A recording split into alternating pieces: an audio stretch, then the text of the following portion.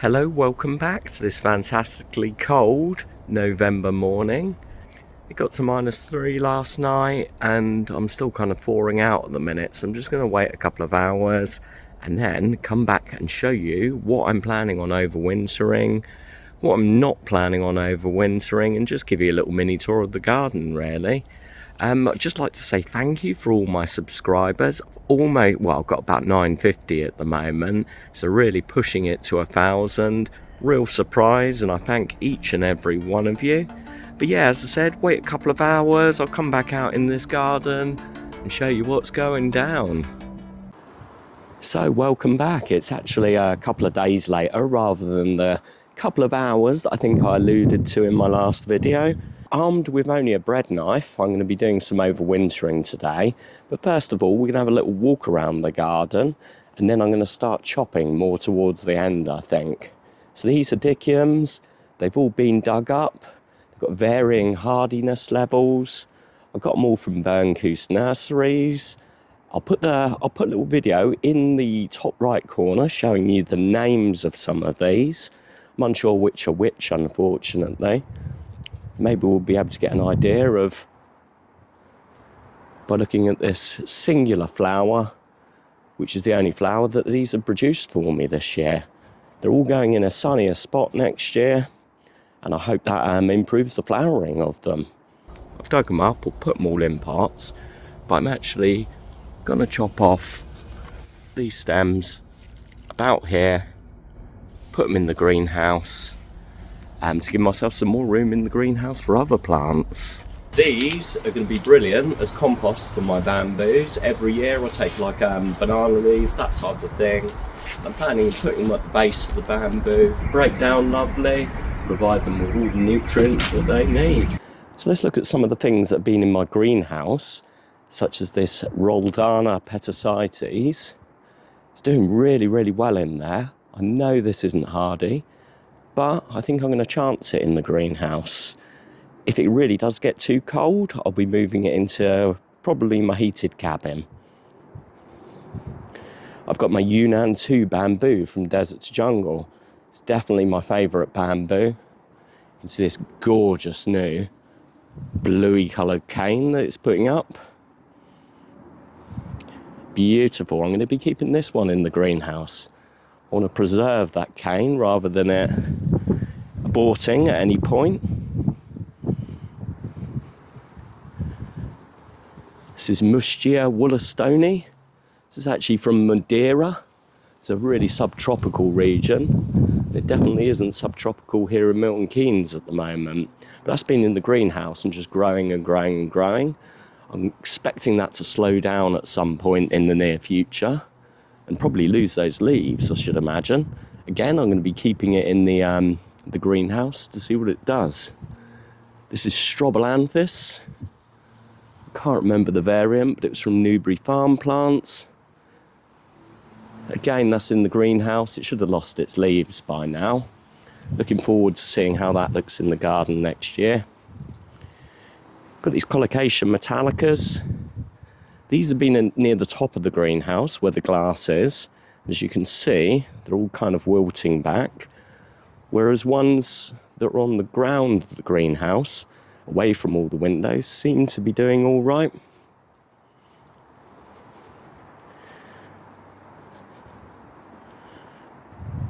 Got the Colocation Pink China, looking relatively untouched to be fair. I've only got one copy of this. They are supposedly hardy, but I'm going to be keeping mine in the greenhouse this year. This is Pink Jasmine. This isn't hardy at all.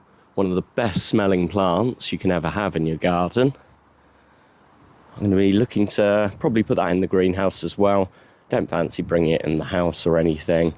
And hopefully get that through winter as well. These two bamboos, they're Pleoblastus varieties. They're low growing, they're running, and these tend to lose all their leaves as well in the winter. This one more so than this one here. Gosh, it is windy. I hope the mic's not picking all this up. I've got my Nugianiensis bamboo. couple of aborted culms down here. I'll probably be putting this in the greenhouse as well. Bamboo fares well in the ground, but not so well in pots over the winter. See, there's some nice colours coming from these borders here. I've got my Charlie Boy cordyline. This will probably need some protection. Do check out the video I did on cordyline winter care. Pop that up the top. Lovely looking formium.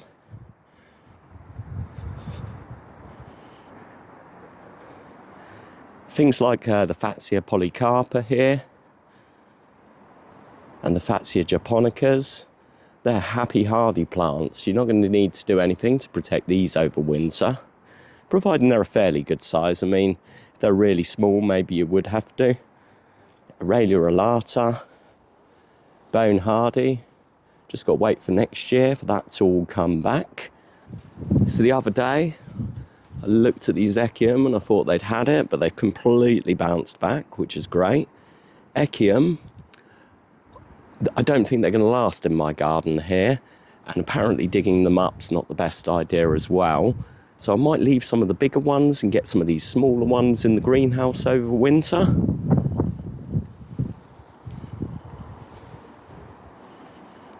Lovely bit of sun coming across the garden. Obviously with the lower light and the shorter days, the grass isn't actually seeing too much sunshine at the moment. The drainage that I put in earlier on in the year seems to have alleviated most of the flooding that was on it, which is great news. The cannas, I'm going to be leaving them in, just chopping them back. So we'll do some chops in a minute. I found when I bring the bulbs into the greenhouse or a shed, they just haven't come back for me. And I find myself that leaving them in the ground is the best option. You can see it's just trying to push out a new flower there, that one. And again, these Hedychiums, these were looking a sorry state the other morning, but they bounced back lovely. Unlike these bananas here. I'll show you what they look like probably about a week ago. They're not looking too fresh now, unfortunately. What I'm going to do is try and preserve the height on these. So it's a case of snipping back all these leaves. We've got the pseudo stem down here. So pseudo stem is basically just rolls and rolls of these leaves. If we can protect that with something like a drain pipe and straw, I'll link some videos where people have done overwintering on their bananas. I know a few guys. But I'll be following that as well and seeing if I can retain the height on these ones. The Fatsia japonica again. Lovely flowers on top of there. Still a bit wilted from the cold night, but looking okay. This Gunnera needs to go to bed. What we're going to be doing is chopping these leaves off and putting them over the top like a tent.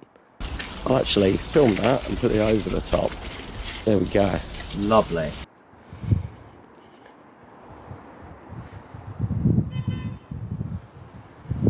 Down here, all these bamboos that are in the ground, absolutely no problem with overwintering these. They'll just grow. They may lose a few leaves towards the beginning of the year if we get some real cold snaps. I think they'll be okay. The hydrangea, you're not supposed to cut these flowers off. Unless I'm misinformed, I don't know a lot about them, but that's looking really good as well. We've actually had a lot of spring growth because we've had a particularly mild month or so. I'll show you some other plants that are coming into spring growth. A short-lived spring growth, I might add.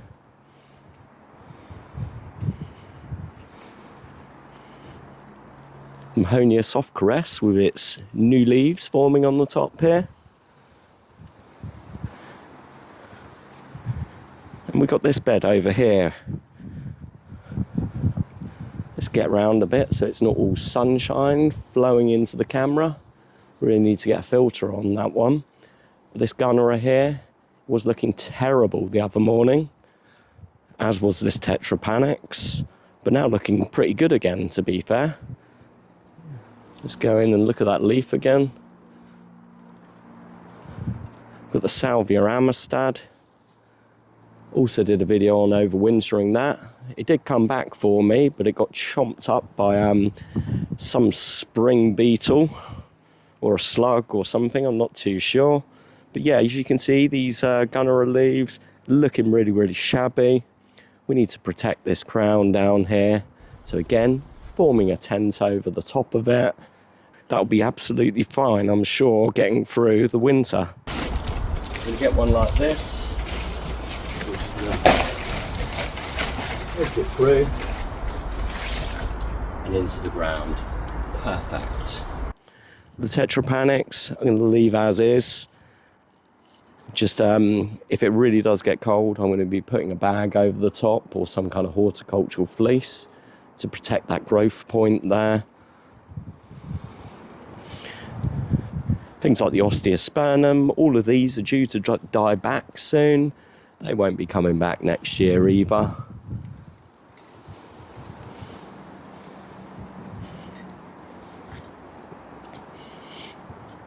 Nasturtiums, they've had it. As soon as the frosts hit, these things, they wilt, they die back, and they're gone. Along with my begonias as well. So we've got the begonia torsa that was in that pot there. I've got plenty of ones that I'm propagating in the greenhouse. I've got the Persicaria red dragon. I don't find it as hardy as the purple fantasy, but again, got a couple of backup copies in the greenhouse of that one too. We've got the house plants that are still kind of out. Well, this one's not a house plant. This is tree dandelion, Sontius. I need to bring this one in the house, I think. Some random house plant here. Seems to have handled -3 pretty good. And so was this oxalis as well. I really thought this wasn't hardy, but seems to be doing pretty okay. And this one's called a crouton. Not crouton, that's a soupy thing. This is a croton. These seem to do all right as well. I've no problem in the greenhouse overwintering that one. You can see the begonia spotty dotty. Starting to look a bit shabby now. And another begonia as well. Just down there. That'll be coming in the house as well. Asparagus fern. This seems to be relatively hardy up until about -2, -3. I'll be experimenting a bit more with that, all in the name of science. Money tree really doesn't seem to have too much of a problem until it gets to about -5, this one. We've got the beautiful reds on this star jasmine over here. Looking wonderful. So the colour changes to red during the winter months. This is a real all-season performer, this one. Really nice smelling flowers in the summer, the spring. And these lovely colours in the winter months. So this tetrapanics, it's a real small one. This is a steroidal giant. And as you can see, it's only got a small little trunk. So I'm going to be bringing that in the greenhouse also.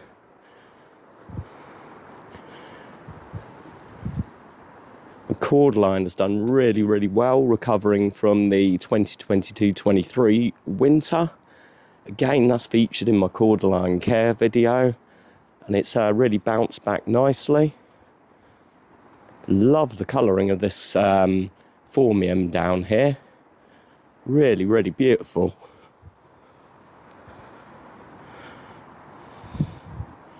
Got skimmia, that should be starting to flower soon. See them in there. Leaves aren't looking too great on it though, I don't know why. And as I said about plants that thought it was spring, this spirea behind it lost all its leaves. The leaves all came back due to a mild start to the month, and I suspect it's going to lose them again pretty soon. The reason that I put this down here, these are cane cuttings that I took of the miscanthus when it was all green and nice. This hasn't been out here, it's been in my greenhouse, but I've got no growth off them. But this is a good time of year. You take some of these dead canes And you do the same thing with them, chop them up into little bits, put them in some water. Obviously, don't leave it out in the greenhouse in freezing temperatures. But from the dead old canes, in my experience, that's where I seem to be getting the growth from. So that's a way of propagating it other than just dividing it. Nice hardy yucca, this one, the Yucca rostrata. It's in a real raised location here, which I think does it well. If it was in a ground level location that had wet roots, I'm not too sure it would be a great performer. Not really worried about anything in this bed due to that. The fact that it is raised. With the Chamaerops humilis, that literally lost all its leaves in the 2022-2023 winter, or fronds, but they're all back now looking great. Cold damaged cordline from last year. Hopefully it manages to sort itself out a bit, but it's not that hardy, I find, the colourful variety, so we will see. I can't remember if that fern's evergreen or not. I think it is. I could be wrong though. I know this one is down here. Definitely my top 3 plant in the garden, Euphorbia minus Merlot. I show this in various stages throughout the year. Throughout the year in my tour videos, and just love the way the colours change so much. What I find fascinating is we're in November, almost December time now. Look how good the garden's looking. This is the UK, and you can create gardens like this you just wouldn't think you could until you try. Lovely Scheffler rhododendrofolia in the middle.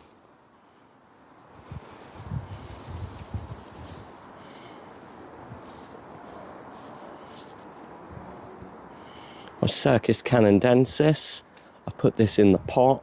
I can't see any new buds or anything on it. I don't think this is too hardy, maybe -5. So on the really cold nights, I might move it in a sheltered location down the side here.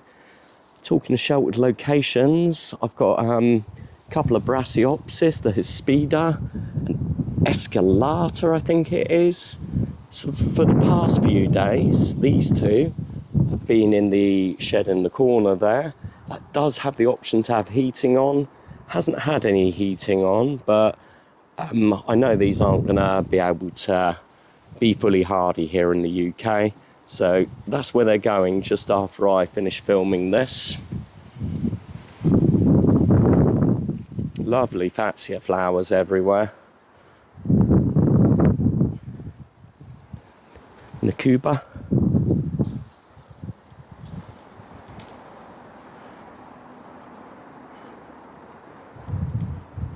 Another Fatsia polycarpa down there with the Fatsia standard one behind it. No protection for the palms. I'm sure they will do absolutely fine.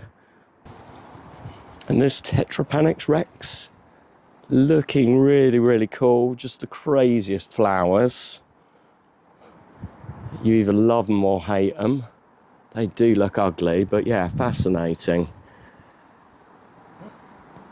You can see all the leaves are starting to wilt on it now.